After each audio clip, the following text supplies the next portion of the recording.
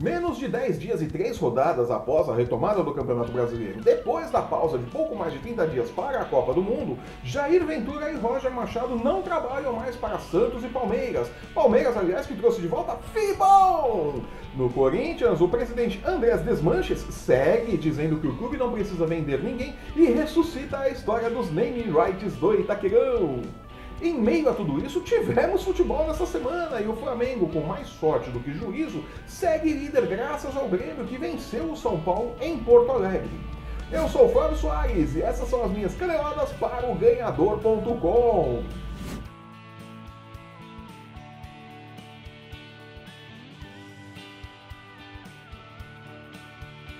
Santos e Palmeiras deram nesta semana um claro exemplo de como é o planejamento no futebol do Brasil. Após uma pausa de mais de 30 dias, Jair Ventura e Roger Machado, que vinham sendo questionados desde o Paulistão de 2018, tiveram mais 3 rodadas para trabalhar antes de perderem seus empregos. É uma cilada, viu? Ao invés de se aproveitar do período ocioso para fazer uma avaliação honesta do trabalho feito pelos professores e dar ao eventual novo técnico a oportunidade de ter pelo menos uns 15 dias para trabalhar o grupo, optou-se, obviamente, pela perda de tempo, como sempre no Brasil, né? Eu até consigo imaginar como foi a diretoria desse pessoal, né? Vou tomar o Santos como exemplo, né? E aí, vamos demitir o Jair Ventura? Não precisa, a gente vai trazer uns reforços pro meio campo, ele vai conseguir encaixar o time, até o Gabigol vai começar a jogar agora, viu? Presidente, chegaram os reforços! Ah, que maravilha! Vamos demitir o Jair Ventura.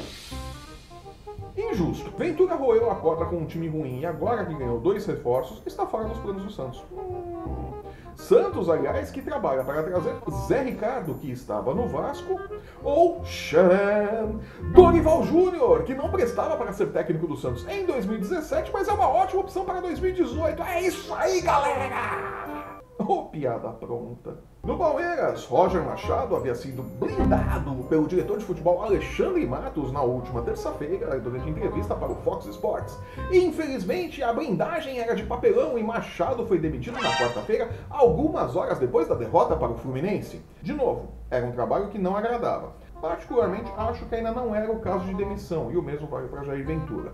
Mas, se era para demitir, que fizessem isso quando havia tempo para o novo treinador preparar a equipe e conhecer os jogadores.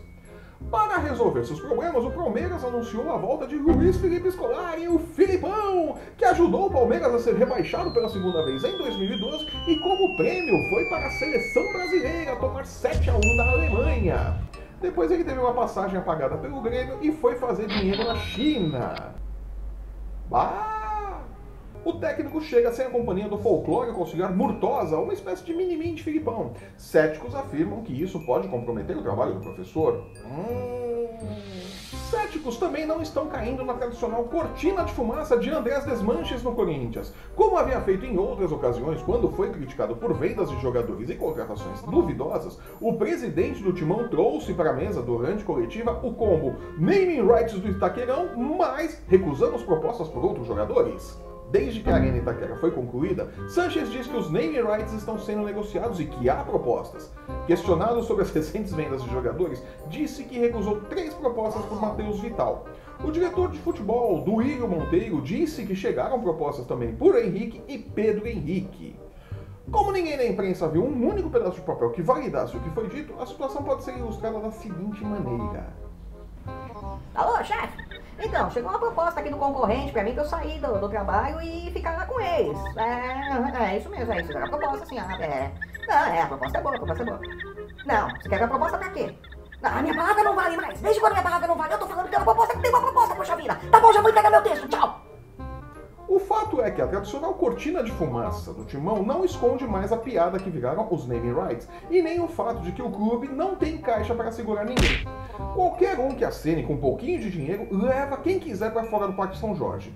E nem vamos falar do pagamento do estádio do Corinthians, porque esse é um assunto mais enrolado que cabo de internet, né?